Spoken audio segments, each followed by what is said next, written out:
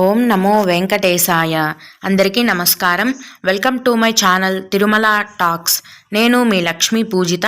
తిరుమల యొక్క డైలీ అప్డేట్స్కి స్వాగతం అండి. తిరుమల దర్శనానికి సంబంధించిన లేటెస్ట్ అప్డేట్స్ కోసం మన ఛానల్ యొక్క టెలిగ్రామ్ గ్రూప్లో జాయిన్ అవ్వగలరు. ఆ గ్రూప్ యొక్క లింక్ అనేది ఈ వీడియో కింద డిస్క్రిప్షన్లో మరియు కామెంట్ సెక్షన్లో ఇవ్వటం జరిగింది. ముందుగా నిన్నటి రోజున స్వామివారిని మొత్తం 69,294 మంది భక్తులు దర్శించుకున్నారండి.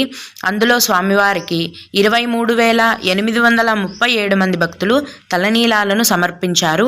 నిన్నటి రోజున తిరుమల శ్రీవారి హుండీ యొక్క ఆదాయం 4,10,00,000 రూపాయలు. వైకుంఠ ద్వార దర్శనానికి 6 గంటల సమయం అనేది పడుతోందండి. ఉదయాన్నే వైకుంఠ ద్వార దర్శనం టికెట్లు ఉన్నవారు దర్శనానికి వెళ్తున్నట్లయితే గనక దర్శనానికి తక్కువ సమయం పట్టే అవకాశం ఉంది. మధ్యాహ్నం నుంచి కూడా భక్తుల యొక్క రద్దీ అనేది ఎక్కువగా ఉంటుంది కాబట్టి దర్శనానికి ఎక్కువ సమయం పట్టే అవకాశం ఉంటుందండి. అలాగే 300 రూపాయల దర్శనం టికెట్లు ఉన్నవారికి ప్రస్తుతం దర్శనానికి 4 గంటల సమయం అనేది పడుతోంది. ఇక డిసెంబర్ 23వ తేదీ నుంచి జనవరి 1వ తేదీ వరకు కూడా తిరుమలలో వైకుంఠ ద్వార దర్శనం ఉంటుంది.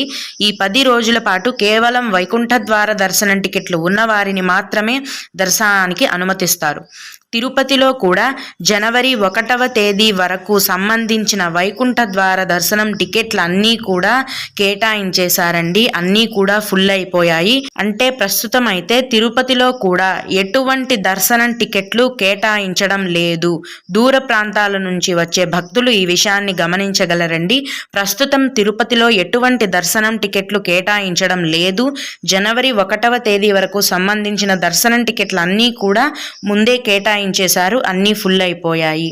అలాగే ఎటువంటి దర్శనం టికెట్లు లేకుండా నేరుగా దర్శనానికి వెళ్ళొచ్చా అని అడిగారండి. జనవరి 1వ తేదీ వరకు కూడా కేవలం వైకుంఠ ద్వార దర్శనం టికెట్లు ఉన్న వారిని మాత్రమే దర్శనానికి అనుమతిస్తారండి. టికెట్స్ లేని వాళ్ళు దర్శనానికి అనుమతించరు. జనవరి 2వ తేదీ నుంచి తిరుపతిలో మామూలుగా ప్రతిరోజు సర్వదర్శనం టోకెన్లను కేటాయిస్తారండి. కనుక టికెట్లు లేని భక్తులు జనవరి 2వ తేదీ వరకు వేచి ఉండాలి. మీకు ఇంకా ఏవైనా సందేహాలు ఉన్నట్లయితే ఈ వీడియో కింద కామెంట్ సెక్షన్లో తెలియజేయగలరు. ఇవి ఇవాల్టి తిరుమల అప్డేట్స్.